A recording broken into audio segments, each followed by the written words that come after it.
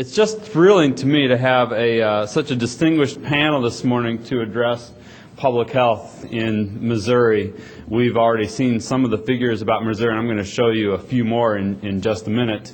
But we have just a terrific panel, so let me go ahead and introduce them now, if I might, and this is the order in which they will also be speaking. Kathryn DeForest is here from Missouri Foundation for Health. Ms. DeForest is a senior program officer. She is also a consultant regarding mental health and substance abuse issues with more than 25 years of experience in the field of mental health. She's a licensed clinical social worker and holds a master's of social work from the University of Missouri at Columbia, which we're always happy to see. Ann Locke is the director of the Center for Local Public Health Services at the Missouri Department of Health and Senior Services. She serves as a liaison between DHSS and Missouri's 114 local public health agencies and public health organizations.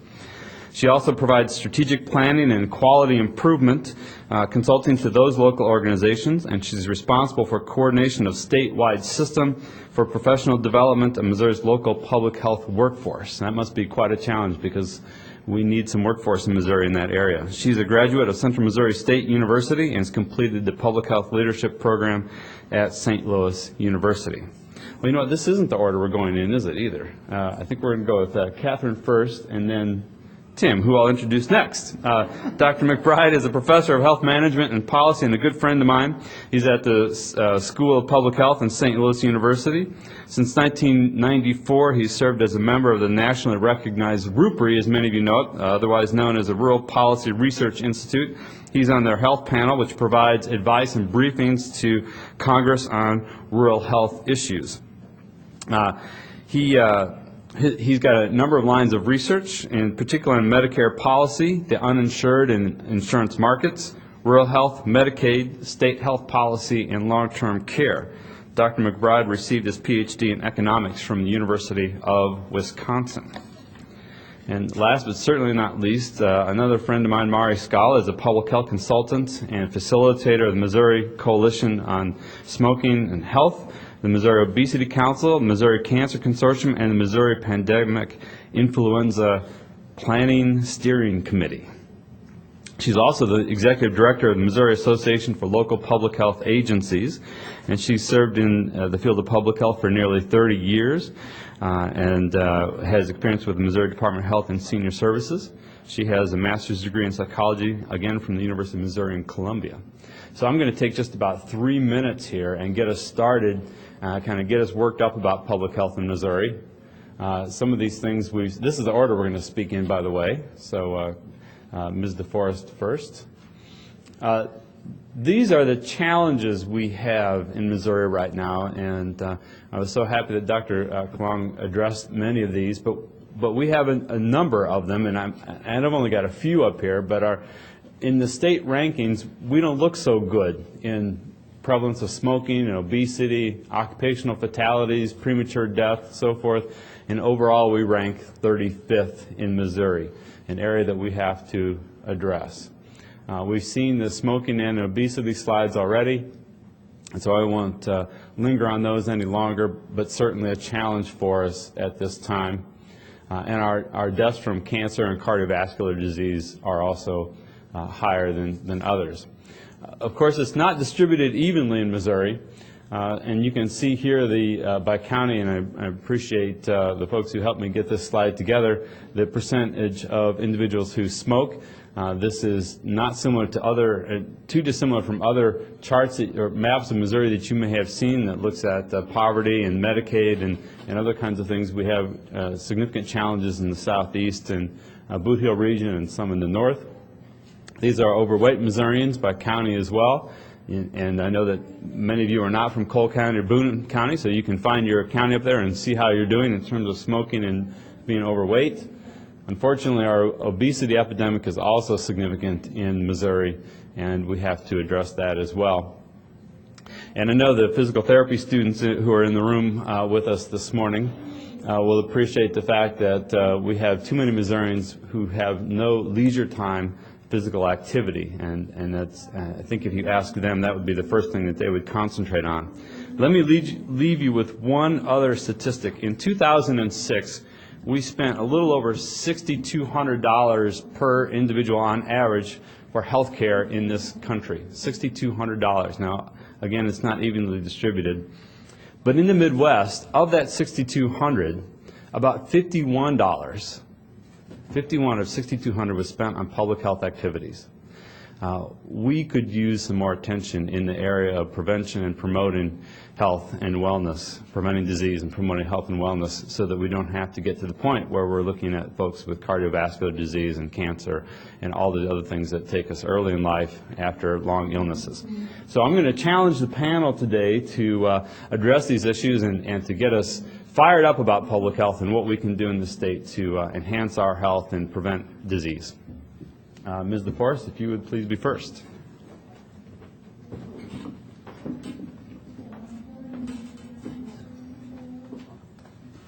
Good morning, everyone. The rain's getting us all down, isn't it? First of all, I want to say thank you to the Center for Health Policy for extending the invitation to me to come and be here and speak with you and listen very carefully. That's what I am looking forward to most throughout the day, is listening to all of the wonderful information that will be shared and presented, and then talking with all of you whenever the opportunity presents itself throughout the day. It's very nice to see friendly faces from past in the audience. It's good to see you again. I also want to say I feel very privileged to be here on this panel with the esteemed panelists that I'm here with, and that I truly feel the odd person out, being from the organization that I am from, and that is from a philanthropic organization. I do work as a senior program officer at the Missouri Foundation for Health. The foundation is a conversion foundation that was established in the year of 2000 as a result of an out-of-court settlement between the state of Missouri and Blue Cross Blue Shield, when Blue Cross Blue Shield wished to convert a managed care plan that had been nonprofit into for-profit status. And there seemed to be a mutual agreement reached by both parties, and now we have the Missouri Foundation for Health. The Missouri Foundation for Health is governed by a 15-member board who are representative of the 84 counties and the city of St. Louis that are served by the foundation. At this time, and again, we are a young organization, we are averaging $55 million in grants being awarded throughout that 84 county and the city of St. Louis per year. But that's not enough. All of the resources that all of us bring to the room today and are representative are not enough to bring about good health and healthy communities for the citizens of Missouri. First, I want to talk a little bit about the relationship of public policy and health philanthropy, the roles and responsibilities of a philanthropic funder in health. Our foundation is one of about 8 throughout the nation that have been established as a result of these kind of settlements. We are the second youngest.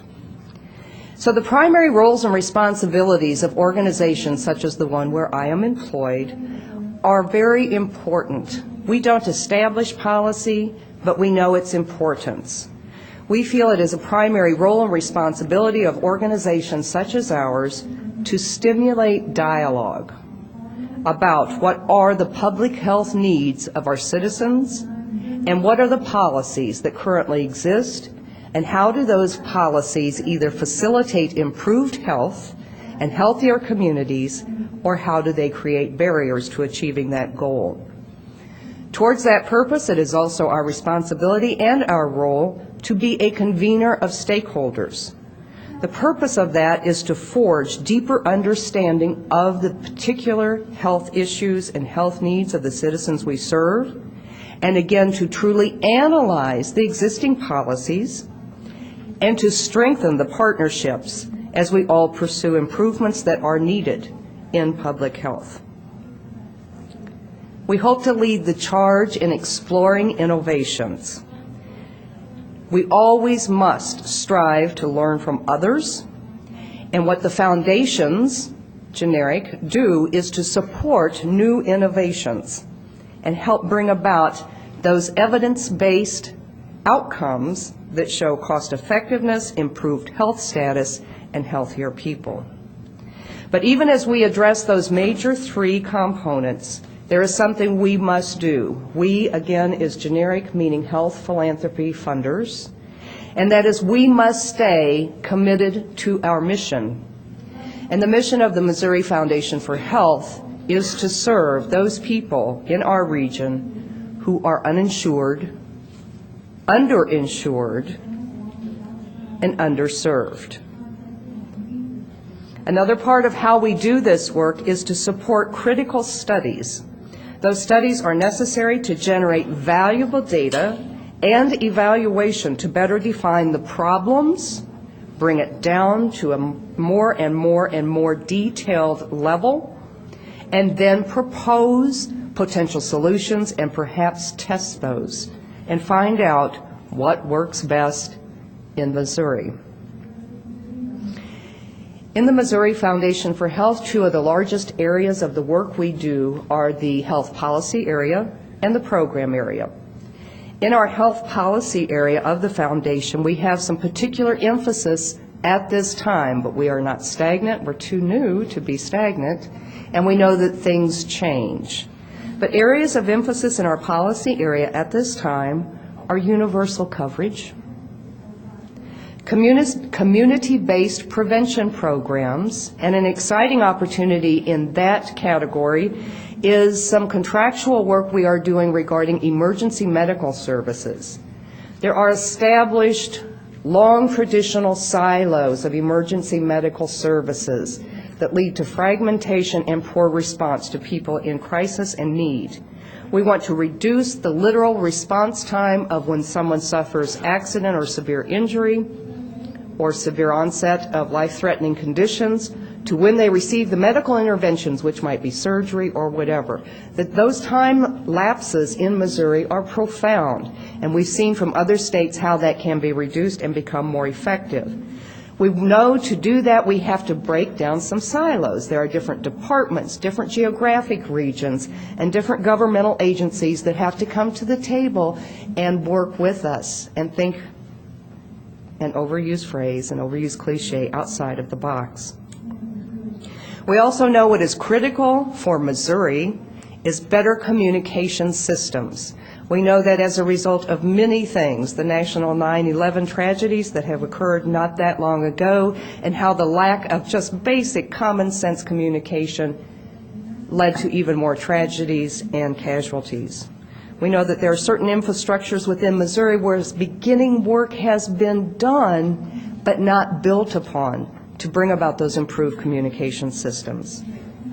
Throughout all of these areas of emphasis in the health policy area as well as the program area is a commitment to addressing the health disparities of citizens in Missouri. In our health policy area, we also provide support to the advocacy efforts of similar organizations. By similar, I mean they're pursuing the same mission, providing similar services, treatment, and interventions, to help unify them to meet a common need that they have among themselves. It may be a social marketing message, it may be a public education campaign, it may be a need to look at more refined and sophisticated funding mechanisms, as well as collaborating among themselves.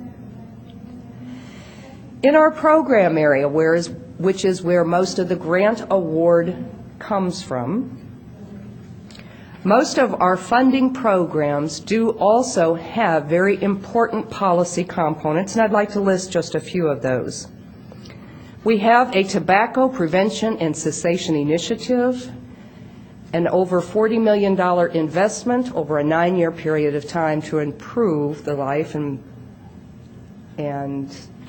satisfaction of life, quality of life of citizens in Missouri by reducing tobacco in our state.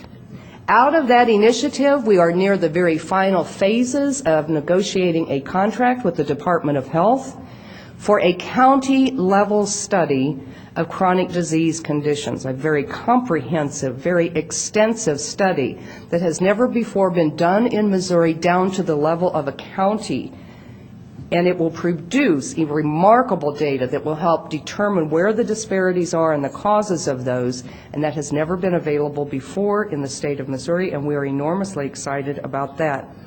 The Tobacco Prevention and Cessation Initiative is also going to focus in the year 2007 on clean indoor ordinances. That is a policy issue. It is a policy issue that needs multiple stakeholders of local communities to be knowledgeable and be willing to work with us on a policy issue, which are health issues. We have an obesity prevention initiative called Healthy and Active Communities. The focus of that initiative is on local communities. Same factors of community policymakers who may not be identified as a health entity, but play an important, extraordinarily important role in the health of the community. The major employers of that community and the health plans that they offer need to be listening to us, and we need to listen to them and do this work together. We have a co-occurring disorders priority area. That is for adults who suffer from severe and persistent mental illnesses as well as addictions. We have clearly identified very easily from other states as well as experiences in our own careers in the state of Missouri that there are barriers because of diagnostic eligibility criteria that prohibit people from receiving the most beneficial and effective treatments, and we are trying to address those and show cost effectiveness of better treatment services. We are also on the verge of launching another priority area called health literacy, Missouri Health Literacy Enhancement. That will require multiple private, who have power and policies, and public entities to address the resources needed to effectively bring about improvements in the state. Poor health literacy is one of the leading contributors to poor health of Missourians and as well as people throughout the United States. Another emerging initiative of the foundation is access to primary care in non-urban communities.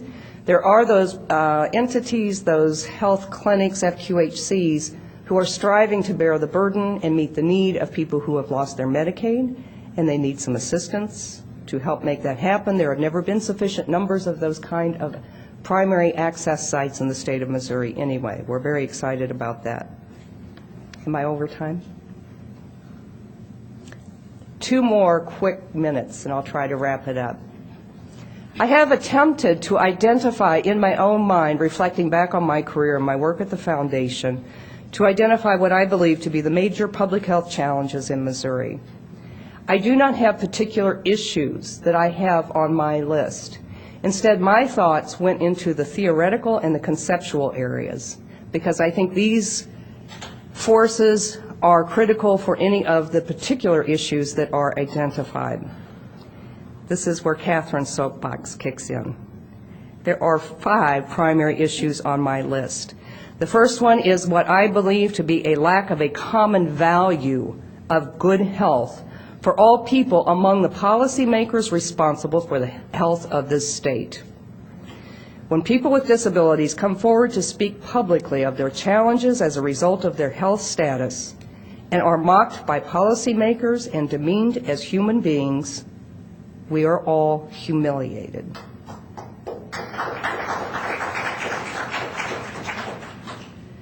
Under that category, we have to bring the power brokers and the policymakers in the fiscal area, those who determine the priorities, those who talk about where health is on the spectrum of our society's framework, those who believe that they are the ones who define whether or not good health is something someone deserves or they are non-deserving of, and whether health is a privilege or a right. Think how much better the blow of reduced health access and health care would be if we delivered the message with this.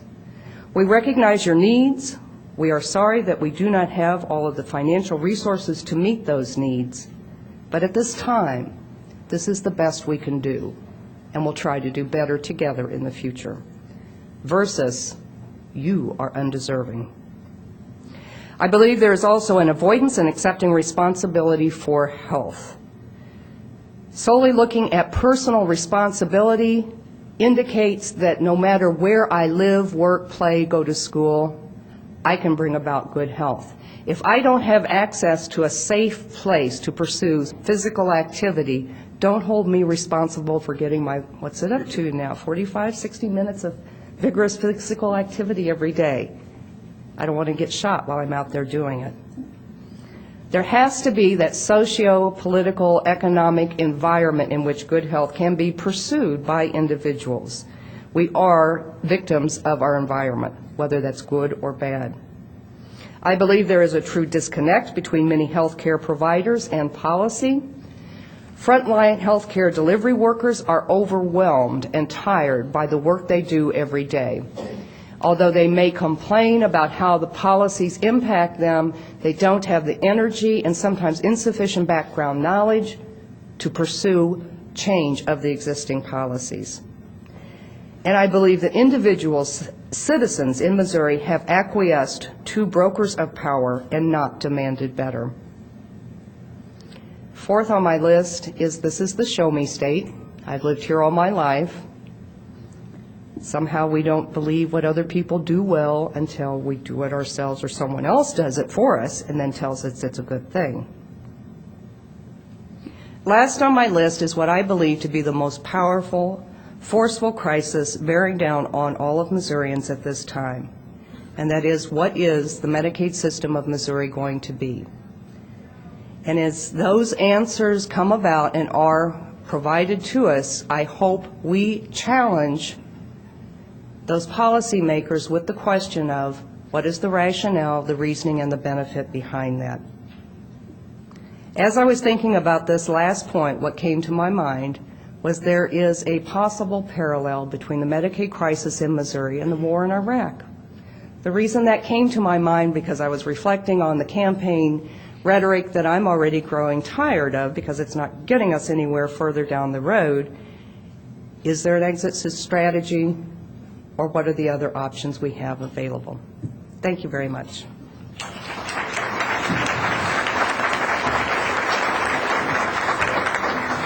Sure.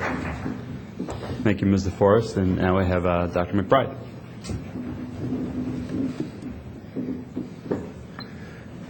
Good morning. I want to thank Chris and Karen and everybody from the Missouri Health Policy Center for inviting me. This is clearly an exciting time in Missouri to be having this discussion, and it's an exciting time in our state. We know that this is an election time where we're debating a lot of these public health issues, but it's also an exciting time for me. I'm wearing my lucky tie here, in case you can't tell. This is my St. Louis Cardinals tie, so I'm going to bring home a victory tonight. I'm actually going to run home and see the game tonight. So, anyways, it's great to be on this panel, and I'd like to use my time to focus in on some public health challenges facing Missouri, and I could list many of them, but I want to focus in on 4 challenges that I just picked just because that was what came to my mind. The first challenge, and Kathryn gave me a great segue on this one, is to well, there's your question, is to talk about the rising number of uninsured persons in the state. Kathryn talked about the Medicaid crisis we're facing, and I'll address that. There have been a couple of recent studies in this state that have concluded that there are about 700,000 uninsured persons in this state, about 12% of our population. But this was all measured before the impacts of the recently passed Senate Bill 539. And the estimates were that that would add about 100,000 people to the rolls of the uninsured. We actually have seen some data now that we can look at the enrollment numbers from the state on the Medicaid enrollment. And if you look from August 2005 to August 2006, and you pick August because a lot of the changes in SB 539 went into effect after August, you can see that there's been a drop of over 100,000, 116,000 people on Medicaid. Most of those are, in fact, children or adults, as you can see there. And the drop in the coverage in adults was largely predicted. It's pretty close to what we predicted what would happen. But there weren't good predictions about the drop in the children's coverage, and that's been a little bit alarming, I think. Most certainly this means that there are more uninsured in Missouri than were measured in those studies that I cited. And we need to meet the challenge of the uninsured, as Kathryn was pointing out to us. There have been several bipartisan proposals considered by the legislature that can help us do this, such as proposals to expand access to coverage for small businesses, providing access for young adults. There's been consideration of providing access to the Missouri Consolidated Health Plan, and I think we should move on that. The states are often laboratories for change across the country, and we've seen this recently in Massachusetts, where they passed a bipartisan proposal. They have a Republican governor and a Democratic legislature. And at St. Louis University, we just recently completed a report just last week funded by the Missouri Foundation for Health, and it's available on their website, that looks at the implications of whether a plan like the Massachusetts plan could be implemented in Missouri. And I would just point you to that. Can Missouri meet the needs of the uninsured and others needing our safety net? To look at this question, we need to look at the capacity of our safety net in the state. The Missouri Department of Social Services has an excellent report out on this, and I can't summarize all of it here. I'm just going to show you a couple slides from it. They look at 4 key measures of the demand for the safety net, or the status of our safety net: demand, environment, access, and system structure, and ranked all the Missouri counties from top to bottom. And this map here shows the results. And the state is, again, divided into counties and divided by quintiles, ranked from top to bottom, with green being the best and red being at the bottom. So I think you don't need to you can be far away and you can look at this map and see when the implications of this. Many of the areas of our most significant concern of the safety net are in the southeast portion of our state. And these rankings on the safety net parallel quite well the unemployment rates. Yeah.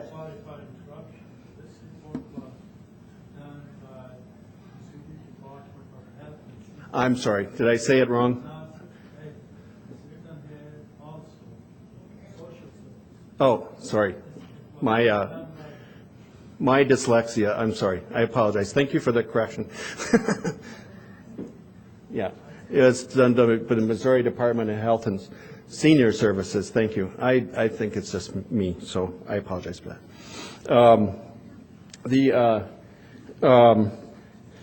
These rankings of the safety net parallel quite well the unemployment rates across the state, which are strongly related to the uninsured, which we just talked about. A related challenge that I think we need to focus in on is the issue of health disparities. And one dimension of this that this report brought out was the disability rate for adults. It's in this map, and it shows a very similar pattern of the disability rates concentrated in a portion of the state. And it's not surprising that these are also the areas of the state with the highest concentration of lower income persons. So we need to focus on these health disparities. I know Chris and his colleagues at the Missouri Health Policy Center and colleagues at Washington University are digging deeply into these issues. Ned talked about the challenge of obesity, and that stole a little bit of my thunder, so I'll just flip through these slides real quick. I'm sure you probably have seen these showing the growth in obesity over the country and in the U.S., and you can see that in Missouri back in 1986, our obesity rate was less than 10%. By 1990, it was over 10%, and by the year 2000, it was over 20%, and as Ned pointed out to us, and Chris did as well, we're now closer to 25%. This is really, we have over 1 million obese, as was pointed out earlier, and there's really a clear role for research. We're looking at many ways that we can intervene here, and many of the ones that Ned mentioned were enhancing education and skills, influencing the use of vending machines in schools, focusing on ways we can influence the built environment. And we're doing a lot of that research, and we need to do more in that area. The final challenge that I wanted to point to, I was talking to one of my gerontology colleagues earlier, is the challenge of the baby boom generation, born between roughly 1945 and 1965. Between now and 2030, this baby boom generation will retire, and the number of elderly in the U.S. will double from about 35 million to 70 million, and in Missouri from about 755,000 to 1.3 million. As Ned mentioned, if we create more older people by prevention, that creates more problems, and we'd like to have that problem. Well, we're going to have that problem, I think, in Missouri. We also mentioned earlier the challenge of Medicaid. It's going to create a significant challenge because, as you can see, the Missouri Medicaid spending is projected to more than double in this period. We need to wrestle with these costs, and we're obviously going to have a big debate in this state in the next year about how to implement the Missouri Medicaid Reform Commission findings and to deal with the challenge of replacing our Medicaid system. One statistics I would here, I think I got the site correct. One site I would point to is that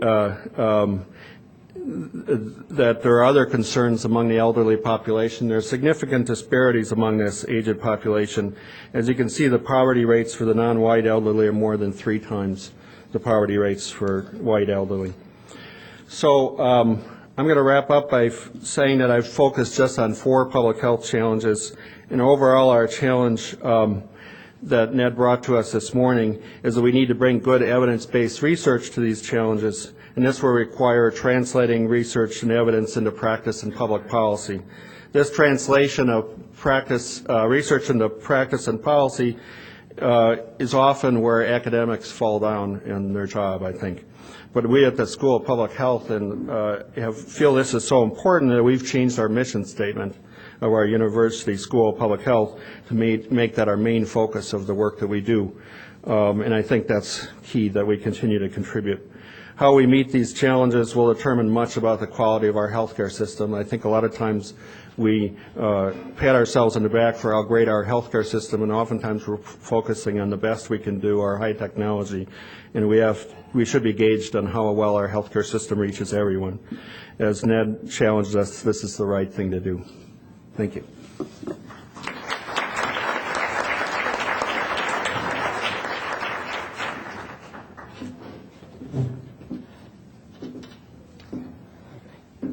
Thank you, Dr. McBride. And now we have Ms. Annie Locke.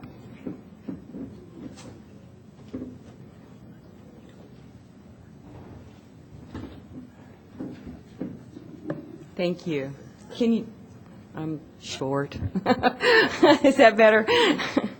First of all, I'd like to say I'm really honored to be here today and represent the Missouri Department of Health and Senior Services. Glenda Miller, my boss, had originally been scheduled, and she had to go to Washington, D.C., one of those policy kind of things going on. And I don't know about y'all, I will confess I'm just a little nervous, and I think those Cardinals are killing me. I can't believe how late I keep staying up, and then after last night I couldn't go to sleep. So hopefully we can wrap that up today. In my talk, I want to try to do 2 things. I would like to increase your knowledge of the framework and challenges of Missouri's public health system. And the second focus that I would like to do is create an awareness of the Missouri Department of Health Senior Services Strategic Plan. This is the framework that we utilize quite often to try to illustrate what the public health system is. And you can see we have population-based domains that we do. Every day in communities and states across our country, public health people assures and help people lead healthy lives, and this would be the middle of our circle. We have the healthcare delivery team, and of course that's the provision and access to quality care and best clinical practices. We have employers and businesses, major concern for a healthy workforce and a major avenue for health focus and benefits. media, we'll be talking about quite a bit later when we get to some of our challenges. We are dependent upon them to carry forward and communicate public health messages. Academics, what would we do without our research, emerging science, new technology, new treatment, and of course, one of the main things I do in my job is the public health workforce. It's kind of scary right now. In Missouri, at our own department and in our local public health agencies, the number of people retiring, the historical knowledge that is leaving the workforce on a daily basis. Governmental public health infrastructure, policy planning. And then I saved I think probably the two keys for last. In our community work and our state health department, we hope that we work effectively hand in hand. And what we try to do, it's the environment where people live and work, and it's the environment, in our communities where people are healthy or they're not healthy. Community and state health departments and local public health agencies monitor health status. We need to understand what the health issues are. We help people receive health care services. We look at problems and hazards, we enforce laws and regulations, and we educate and give people information they need to identify their health problems. At the state level, we have a little bit of a different role in that we are there to provide technical assistance and resources for our community health agencies.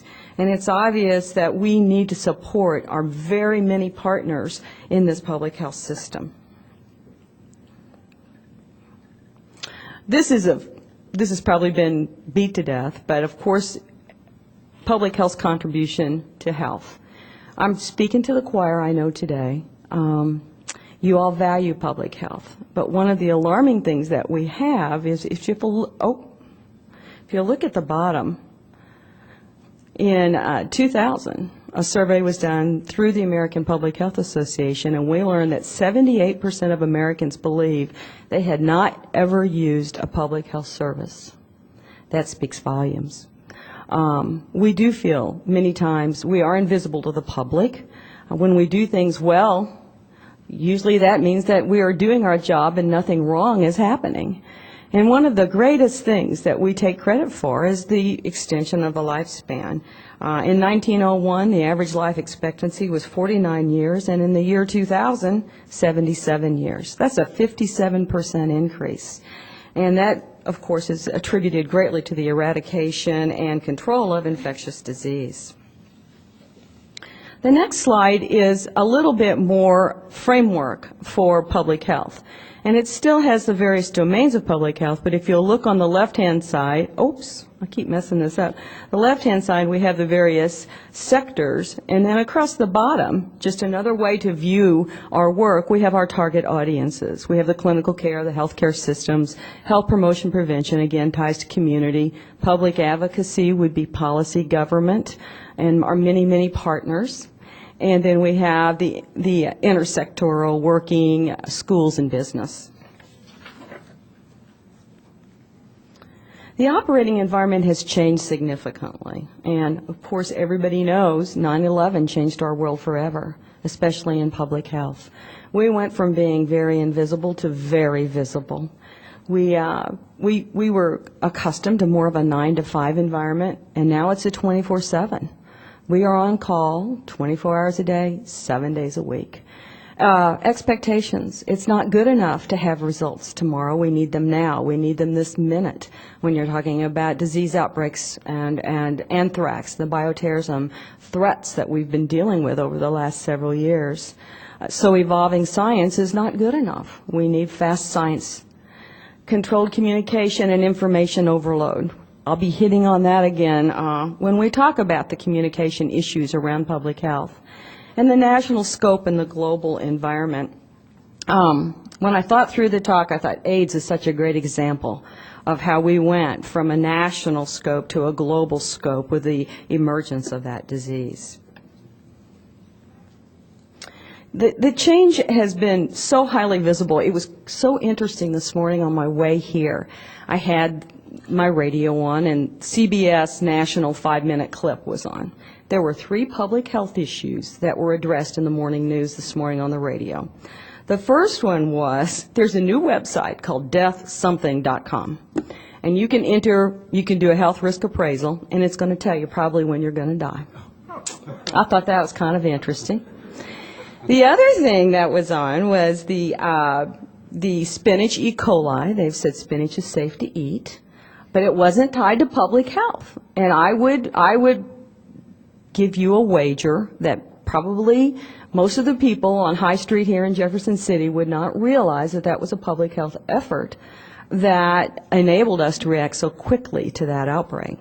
And then the third thing, I will say we did get public health credit, and that was the lack of preparedness we have right now for the flu campaign and serum, and the health departments are left scrambling again this year trying to be able to distribute and give flu shots. The county they identified was in Georgia, and Mahree and I have been out on the road, and we've been hearing an awful lot about that from communities and local public health agencies. This is very significant. Remember the slide I showed earlier that said that 78% of the people in 2000 had said they had not benefited from public health? Look what has happened since 2011. We've had a tremendous increase in recognition of public health. But it can be a little problematic. And I tend to be an optimistic person, but when I looked at this slide, it was a little disheartening because I think the key message on this particular slide is the 54%.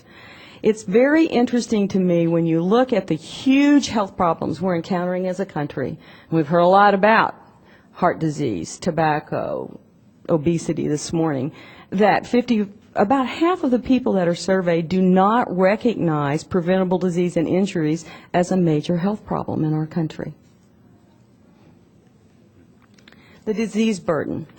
You know, we have to step up to the plate as public health professionals, I believe, and take a little responsibility here.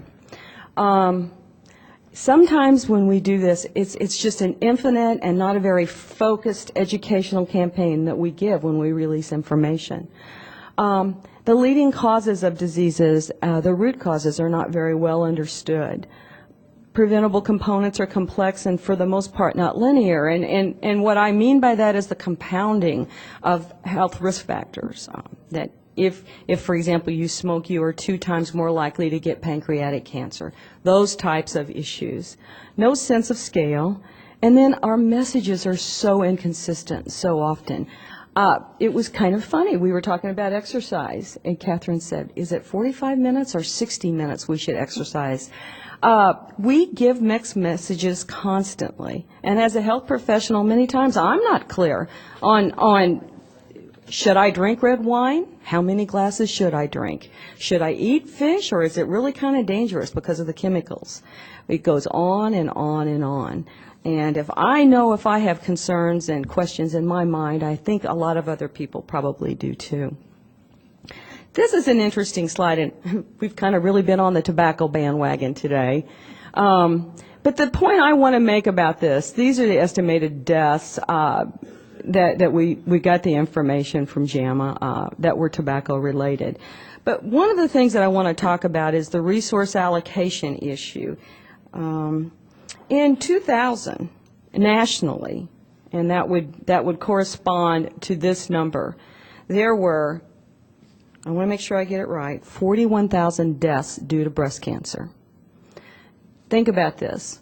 How many times do you go shopping in the grocery store that you see food labeled with a pink ribbon?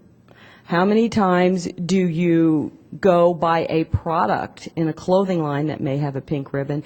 And the incredible and wonderful awareness that has been created around breast cancer as an issue.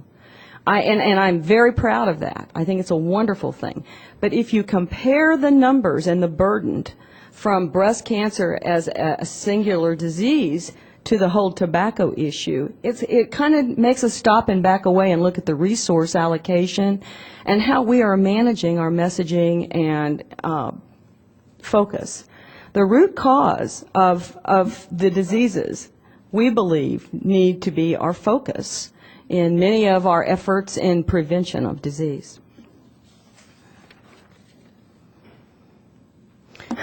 I told you I was going to come back to communication, and I think this is so true. When I came to the Department of Health, I come from a community perspective, and I was so excited to get to work with real scientists. I mean, we really have very smart people, very outstanding, hardworking people at the department.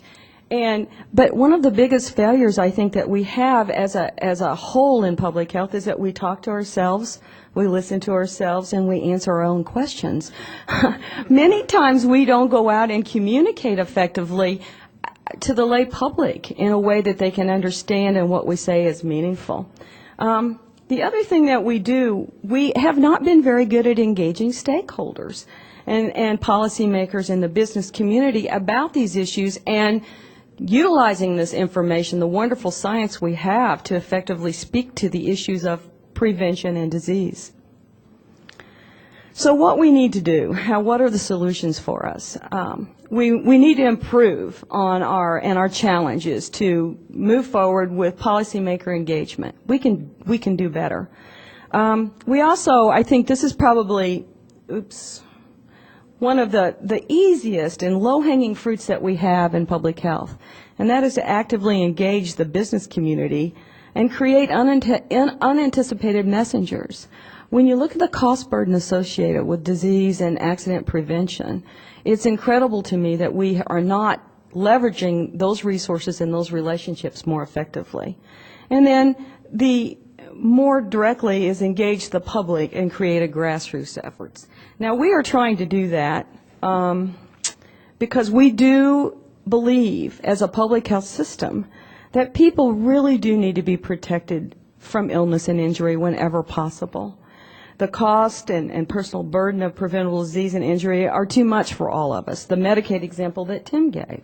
And it's an incredible issue that we've been grappling with in Missouri. And the other thing that Tim touched on too, it's not right. It's just not right that some people have a heavier disease burden than others. The disparities that exist, we need to do something about that.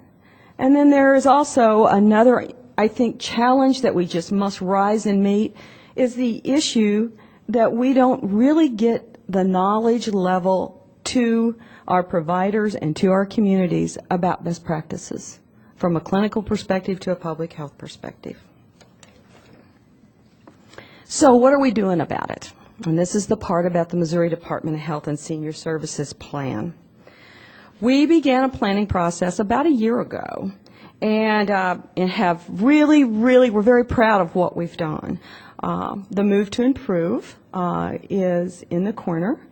We started out with a team of about 19 employees to look at the health issues, the trends. We did an environmental scan to look at the trends, the health challenges, the financial environment, and policies that are in our state. We did archival to look at what are the best practices. And we also looked at communication systems in the state of Missouri in regard to public health. What we did from there, we developed employee and partner engagement. We took that information forward to another tier of people. And we had literally hundreds of people involved through focus groups, brown bag lunches. We had online opportunities and got a tremendous amount of feedback from our many partners that are out there in the field. And then last but not least, we began the communication process of our plan. Our goal is to try to create a belief system in Missouri that we need a culture of health, that we want to be a healthy state and move us in that direction. This is the framework for our strategic plan. It's probably a little hard to read, and I apologize for that. But you can see our vision, Healthy Missourians for Life, and the mission is for us to be the leader from a State Department perspective in promoting, protecting, and partnering for health. Along the side are the trends that were identified through the scan, the environmental scan, the archival scan. The process was for the employees, our stakeholders, our partners. We had policymakers. We had a very broad spectrum of people involved in this process. Was to identify strategic priorities, then develop goals to establish ways that we would move forward in this process. What we would hope to do, and what I would like to do, is plead with you, help us. Right now, we're in the process of forming teams to develop action plans for all of the strategies and goals. And the plan can be viewed at the department's website. And I would be delighted if any of you are interested in serving on any of the strategic goal and action planning teams to contact me, and I will forward your name to anybody that would like to be involved. So, our challenges and our Department of Health plan is to increase visibility and awareness for public health, and we want a prevention focus. We want to increase credibility and accountability for health. So, thank you.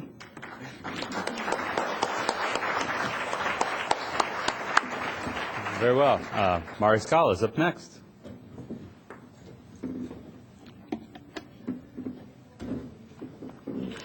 Good morning.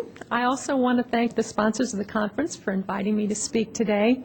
I work with the Missouri Association of Local Public Health Agencies, and I'm not going to be bringing you any new facts and figures because all of the problems and issues that have been described thus far this morning actually boil down to problems in communities that local public health agencies deal with every day.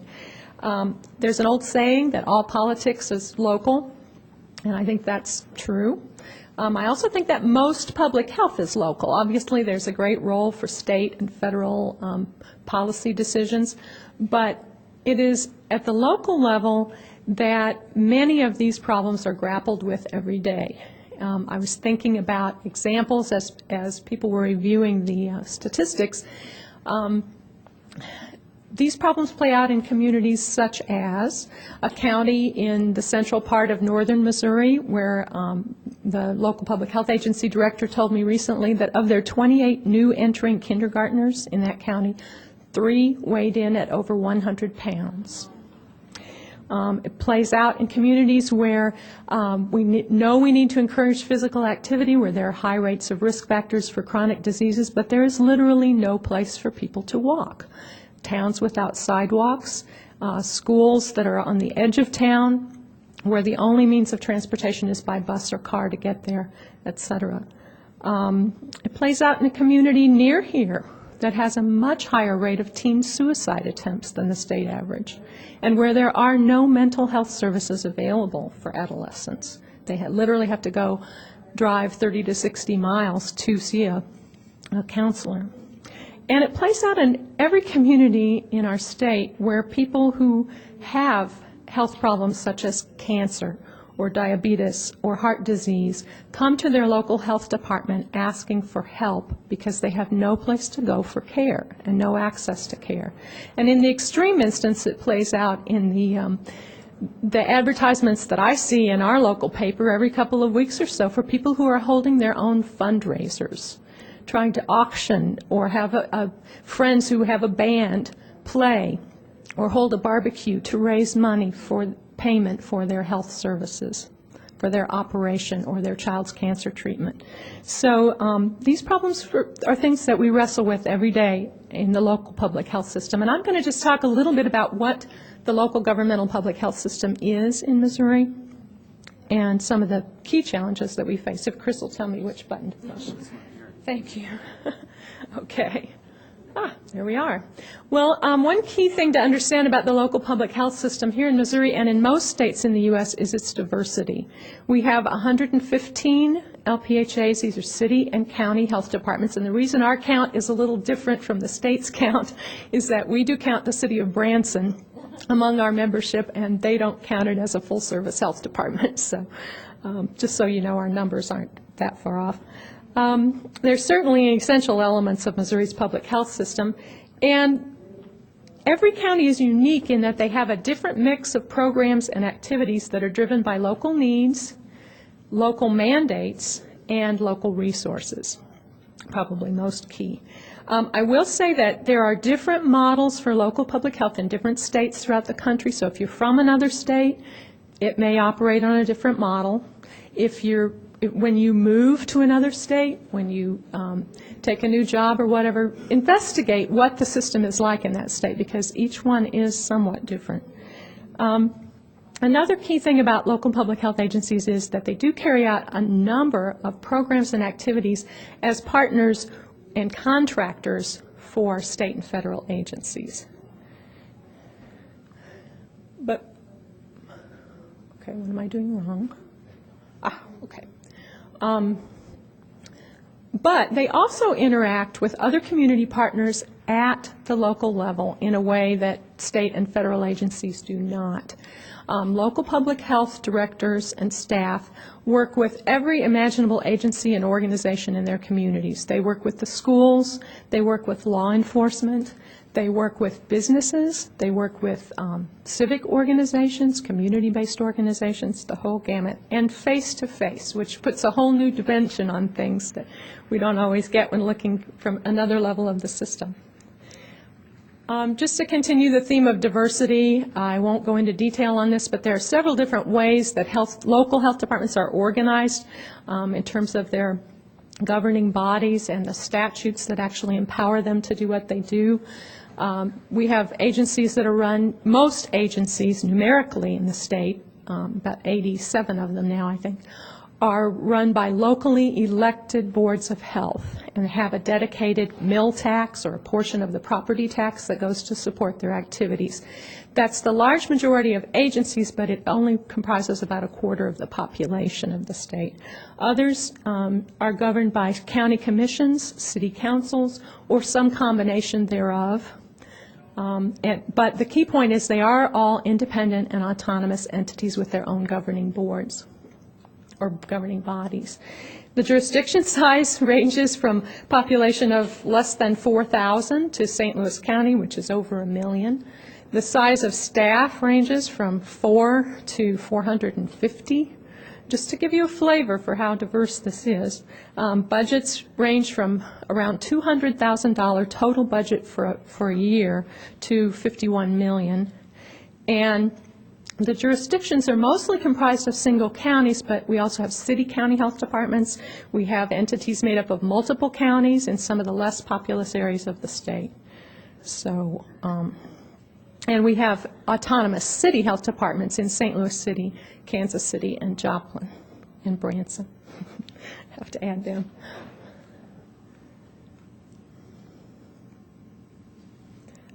Funding for local public health agencies, when you add it all up and divide it out, the majority of the funding comes from local tax support, property taxes, dedicated taxes in some of the urban centers, and so on. They also receive state and federal funds through grants and contracts.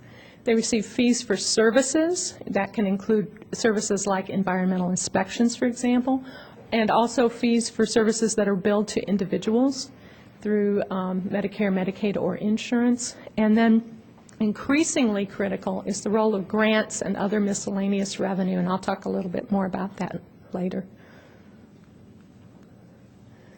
Anne talked at some length about the visibility challenge. I just want to chime in and say that certainly is a factor at the local level too. I would say probably maybe less so than at the state or federal levels.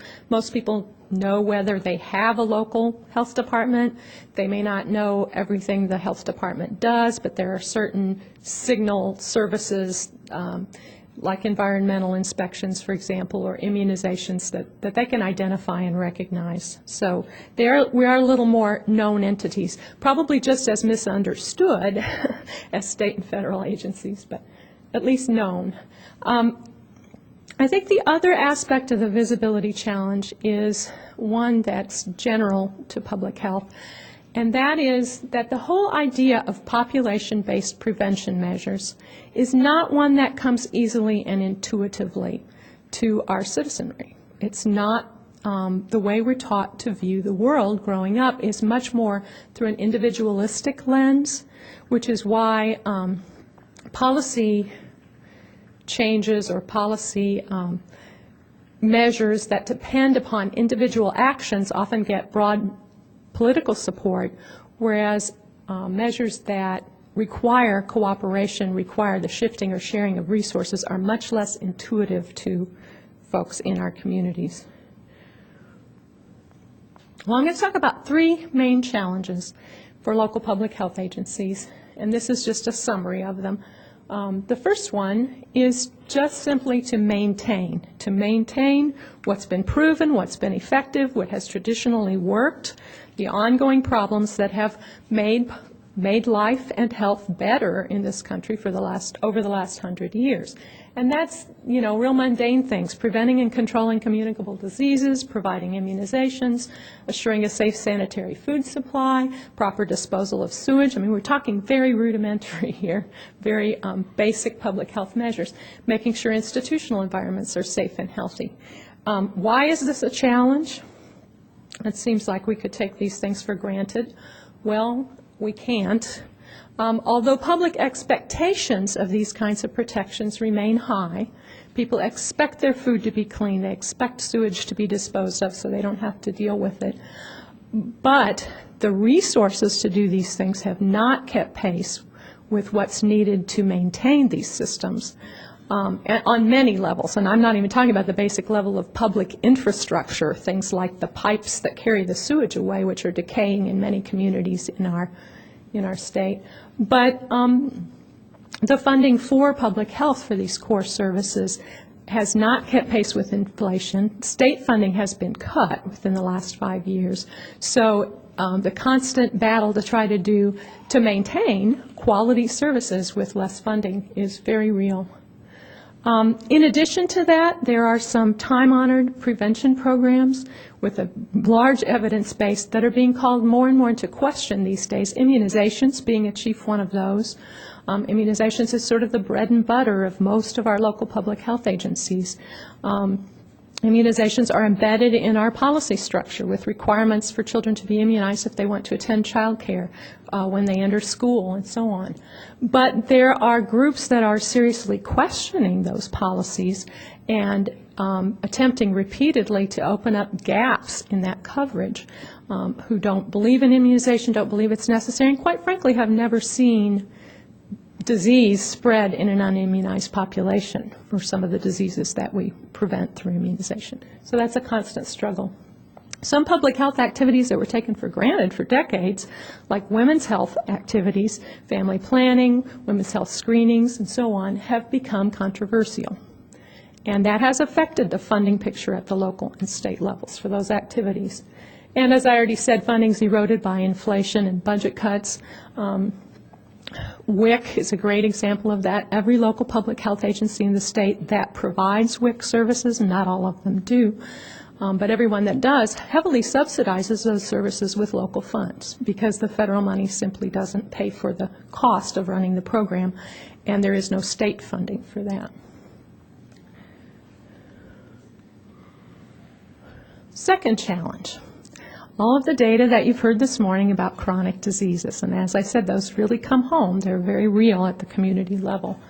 They're the greatest burden on health in Missouri in terms of mortality, in terms of morbidity, healthcare costs, lost productivity, you name it, any measure. The prevalence of the risk factors is rising at an alarming rate, and you've seen evidence of that this morning. Children are increasingly at risk for diseases that children didn't have in the past, like type 2 diabetes.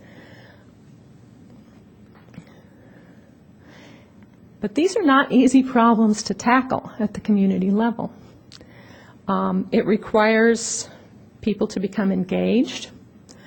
Affecting these in the long run is going to require changing norms, changing environments, changing people's behaviors, all of which is very difficult business. It also requires changing policies many times, both public policies and policies that businesses impose within their confines. And that can have a tremendous effect on a lot of these risk factors, but they also can be controversial. And at the community level often are the source of a great deal of tension and debate. As I said before, I think the public tends to overestimate the power of simple education. Just put the information out there, and if people are rational beings, they will do what they need to do. Well, as a person who's struggled with my weight all my life, and who considers myself a relatively rational person, that's not real. That's not sufficient, as our previous speaker said. And yet, getting people to engage at the community level in environmental and social interventions requires a whole new set of skills. It's a new role for public health. When you think about all the things I just talked about that were in our repertoire, it's very challenging for many local public health staff and directors to take on these new roles. And there are tremendous demands for collaboration skills, the ability to interface with new partners, the new paradigm that Ann was talking about, and it really requires the local public health department to take a leadership role within their community. And that's true no matter the size of the community. In small communities, they may be the only people there who can step forward and take on some of that leadership in bringing people together around these problems. In larger, more complex communities, like the one I live in, Columbia, there are so many partners that if they all just kind of go and do their own thing, there's a richness to that, but there's also sometimes a lack of focus or duplication of effort and so on. So again, the local agency has to take an active role in making sure people are meshing and working together. Leadership, and this was mentioned a little earlier, the leadership of other healthcare professionals within a community is so critical. Don't think that your role as a healthcare professional can end when you leave the clinic or the hospital, because your influence within the community to have a say in some of these policy issues and changes in the environment is tremendous. And do not underestimate that. And please, wherever you work, get involved. Be an active participant and proponent of those efforts. I will add that in addition to this being a new role kind of added on to everything else, there is very, very little governmental money, federal, state, or local dollars targeted toward chronic disease prevention. There is some. Most of our counties participate in breast and cervical cancer screening that's funded through a federal grant, for example. Most of them provide basic chronic disease screenings like hypertension screenings, just using their local funding. But more and more important in this arena has been the availability of grant funding from the Missouri Foundation for Health and from some other national foundations. And our agencies are getting much more savvy about trying to apply for those funds, using them in innovative ways to make a difference in their communities. I was at a meeting last week where people were talking about what they were doing with their grant dollars, and it was pretty astounding. This was in rural northeast Missouri. One talked about how they were building a walking path between their two schools. They have two school buildings on a large piece of property, one for the elementary students, one for the middle school and high school. They were just building a place to walk between those two so that a family could all come to school together and they could walk to whichever building they belonged in, which may be one of the few opportunities they have for physical activity in a day. They're running before school physical activity programs with all kinds of incentives for children and their parents to participate. Just all kinds of neat ideas that have enough community support to really take hold and work.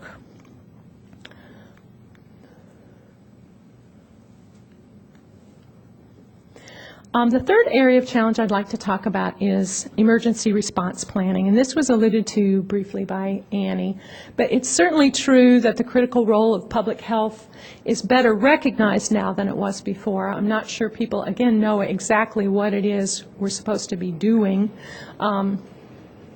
Just on a more basic level, the example Annie used of the spinach, the outbreak of E. coli around spinach, how do you suppose that was detected? How do you suppose we ever knew we had an outbreak? Well, it was because the system worked at the local level. It's because people went to seek health care for their illness. Their clinicians recognized that they had an unusual disease and reported that to their local public health agencies. They in turn investigated those individual cases, collected enough information that when that information was collated at the state level and then nationally, it pointed toward the source. Another real recent example is the outbreak of botulism from drinking carrot juice. Same thing, unusual condition. The system worked from the bottom up. But now the public health agencies are being asked to coordinate local plans that cover everything related to emergency planning for natural disasters, for man-made events such as a terrorist attack, like a bioterrorist attack, and for pandemic influenza. And again, it's a huge new role. They have to plan relating to community containment measures. Who's going to decide when to close the schools? When does it make sense to close schools if there were a pandemic influenza? Should quarantine and isolation be used, and if so, when and how? Organization of a community to provide mass prophylaxis, which is a huge job just in itself, and that's probably the most finite task of all of them. And then all the issues, thorny issues surrounding healthcare surge capacity, which obviously the local agencies are not responsible for directly, but they are responsible for trying to make sure the community has adequate plans to deal with it. So this again, it's tremendous new demands on the time and the expertise of the LPHAs. It highlights the limitations of our healthcare system. Many of the problems that are raised in the course of this planning, problems about liability issues, problems about adequacy of the workforce, problems about surge capacity in healthcare. They're very thorny problems, and again, the funding is very limited. There's some federal money that comes from CDC, but it's generally considered one-time funds. It can only be spent on certain things, and it really doesn't support the infrastructure for that kind of planning. I have one other challenge, which is less related to the other things we've talked about today, but I just want to leave you with the thought that there are many new management challenges for local public health agencies, not the least of which I've already mentioned the changing expectations and roles and responsibilities, but there also are workforce issues with recruiting and keeping people to work in public health, the graying out of the workforce, recruiting people to work in rural agencies who have adequate qualifications. And now we're also facing challenges of both state and national standardization and accreditation movements that are going to challenge our infrastructure even more. So thank you very much. I hope you've learned something about local public health.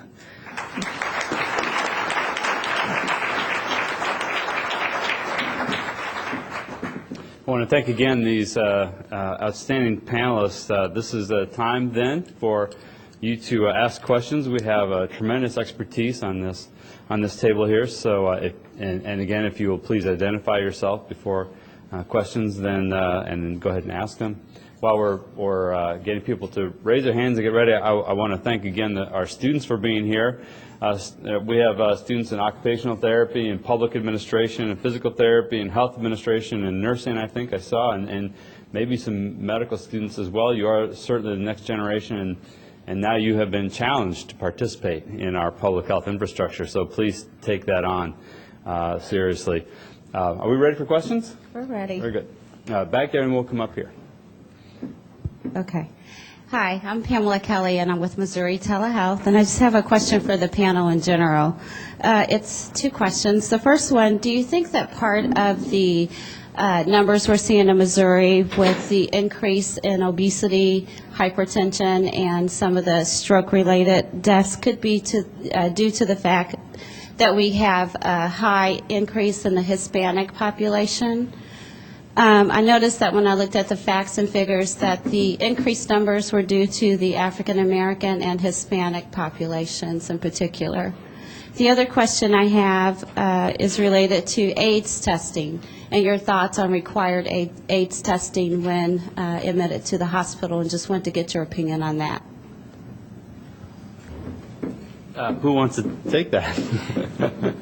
We have two questions. Is this working? Can you hear me?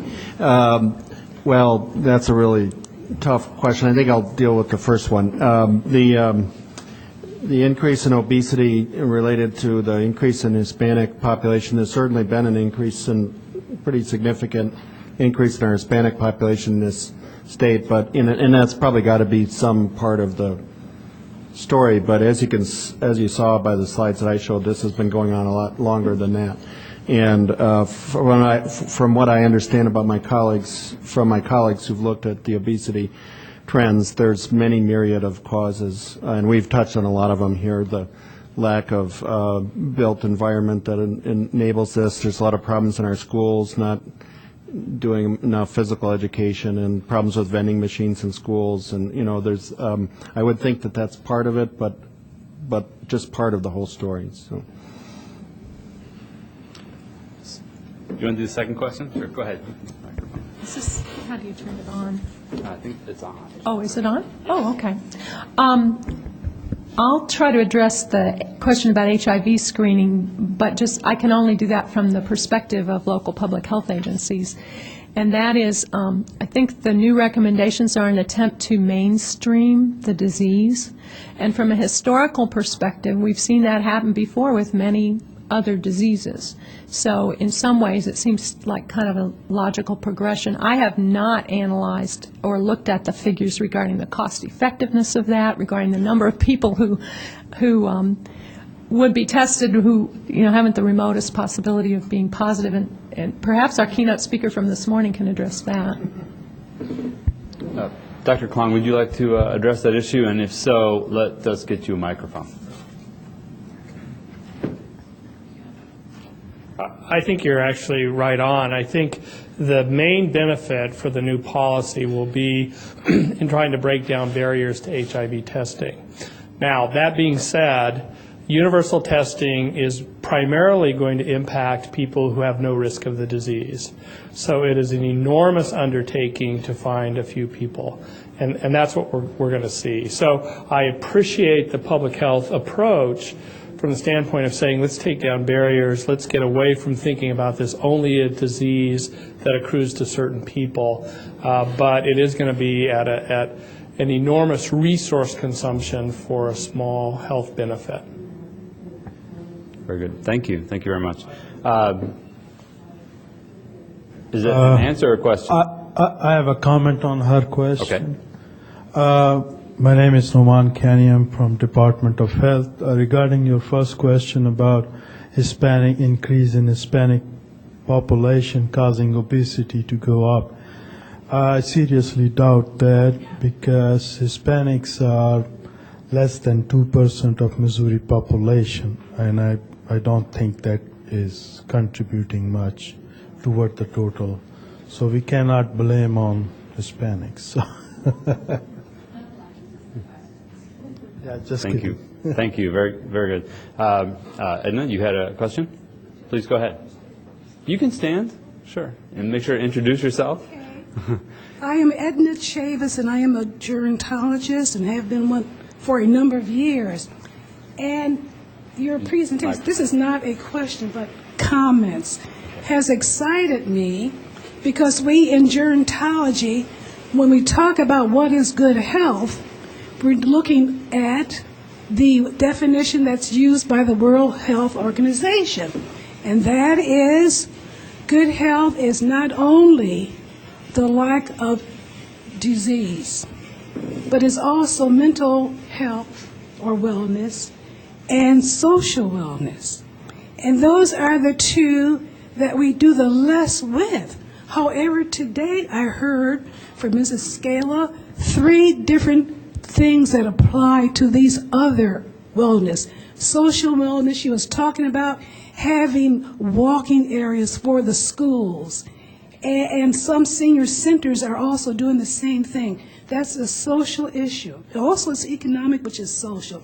And then you talked about mental health clinics not available to most people. In the field of aging, most of our mental health problems are depression and those kinds of mental illnesses or health that occur simply because you live to be old enough, like your spouse passing or retirement and those kinds of things.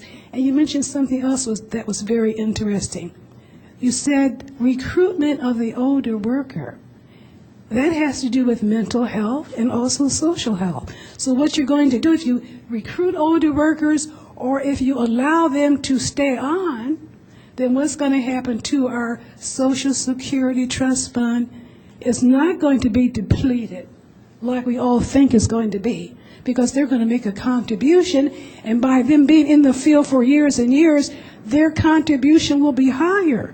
So as Dr. McBride said, we're going to have some problems, but I don't see any problems. I see it as a benefit to keep these older workers, and that might have some solutions. That's all. Well said. I think I saw another question. Dr. Honstein? Thanks. I'm Deborah Hallenstein, and I'm a family physician here in mid-Missouri in Columbia. And my clinical practice is at the Family Health Center, a federally qualified health center. And with the cuts that happened in Medicaid, it had just such a devastating effect on our patients and on the people who came in. On individuals, it was just immense. Dealing with depression with people that were figuring out how to keep their rent paid, and people not being able to get medicines anymore, people no longer being able to have home health aides come out so that their entire quality of life changed. A couple of you talked about the changes in Medicaid and what's going to be happening when Medicaid, as we now know it, disappears. And I keep looking for a way to somehow impact that process. And I wondered if I could get your all's input on how you think we can most effectively impact what's going to happen in Missouri when Medicaid disappears. I'm real concerned about it, and I as the time gets closer and closer, I get more and more concerned that I'm not sure that those of us that have strong opinions about this and that really have a sense of the urgency of it are intimately engaged in the process in a way that we can impact it. An excellent question. Panelists? Well, I wish I knew the answer to that question, but there's a couple of representatives in the audience, and they might be able to help us figure out how we can best impact the process. That's one comment I would make, is I think it's going to be a political process, and I hope that we have an important role on this. Secondly, I think the only thing that a lot of us can do is we're involved in public health and education, and we can bring good science, hopefully, to the process. I don't know whether it'll be used. I'm not naive, but that's all we can try to do, I think, is just to, I think a lot of times when I've seen these debates, they're not always driven by good research and science. So I hope we can just continue to try to put it out there so it's put into the process in some way. How it'll actually be used, I can't answer that question, but. Before we take another question, let other panelists also answer this one. The director of the Department of Health and Senior Services is on the reform team for Medicaid, and I would really encourage you to contact Julie Eckstein. She has an open door policy, and I think she would really love hearing from you, your thoughts and the concerns that you have, and brainstorming with you about that. So I think you could have a direct impact with a conversation. I also suggest, and perhaps you already are, being very active in your statewide association and national organization. Oftentimes they have templates of talking points and particular tools to use in being proactive. There are also very specific training packages available, and I can talk to you individually more later after the panel or break or something. Although they're very simple, commonplace, easy to do things, some real tips on how to do it effectively are available. And then spread the word. The impact will be greater and more positive the more that pursue this venue of being proactive. And thank you for your interest. Very good. I think we have time for one more question. Do you both have microphones? How about two very quick questions, or you could arm wrestle one of the two. It's up to you. I'd be afraid to arm wrestle her. I don't want to lose that one.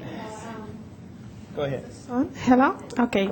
My name is Maria Cepeda. I work for the Office of Minority Health for the Health Department, and I just want to mention the Hispanic community. Also, the incidence of obesity is about acculturation and adopting different culture. Food style, healthy style is kind of hard to follow up here when in the development countries provides such many resources like transportation for school, and it's hard to access to some stores without driving or using public transportation. But what I want to mention about other topic also about the putting together three important things on the wellness of the community. It is important that we mention about physical health, but we have to make the connection with mental health and spiritual. And it's so hard, it's so hard when you try to put wellness without connecting these 3 points, but in the Hispanic community. But it's so hard to reach the community even if you're trying to address some health issues when you're representing the government.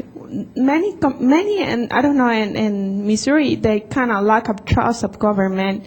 And it's not about the leadership, it's about just they losing, that trust, and they don't know when they're doing the right. And it's so easy to blame government, but we have to create a way to make each individual responsible of their own wellness. And I don't know, we try to work with faith-based organizations, with community-based organizations, trying to outreach the community to give the message about promoting, health, wellness programs, educational, to help them to access to services.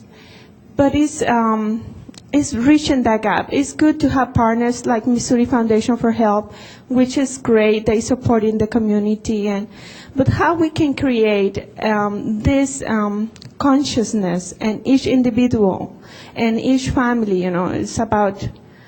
it's good to have access to this beautiful environment when you can access services and you can blame somebody else for your own problems.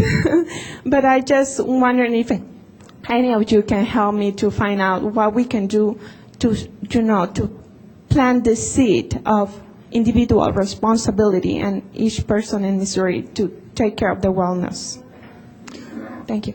I don't want to limit my panel. We may have time afterward too, but if any would you like to comment on this, let's have maybe a brief comment, or we'll go on to the next question. I think it was more of a comment than a question, perhaps. Okay, you are the only thing that stands between us and lunch. I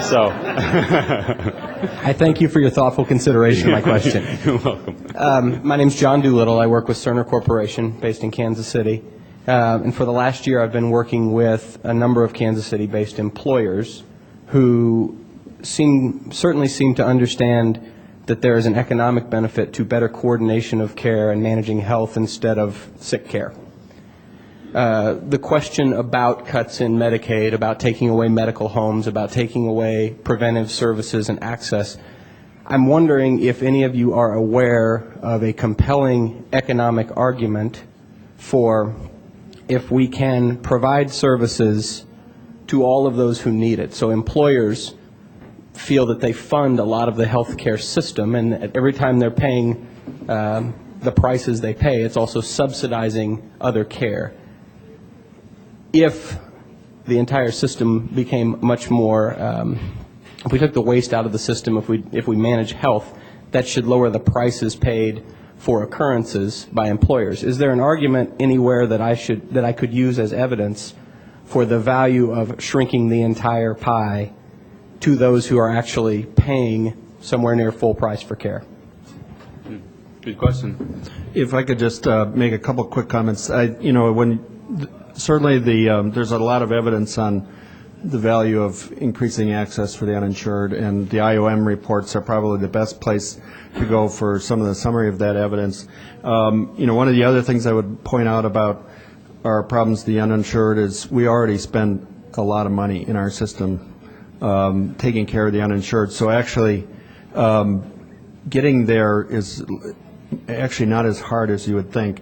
Missouri Foundation for Health just released a very good study that I would urge you to look at that shows that I think we're spending over $600 million in this state on providing care for the uninsured. So we can go a long ways with that amount of money if we reorganize it.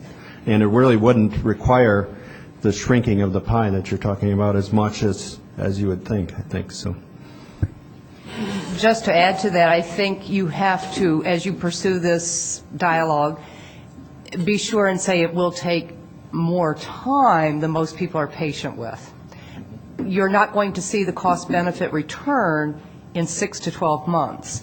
but it will come over time, because again, we are all paying for it now.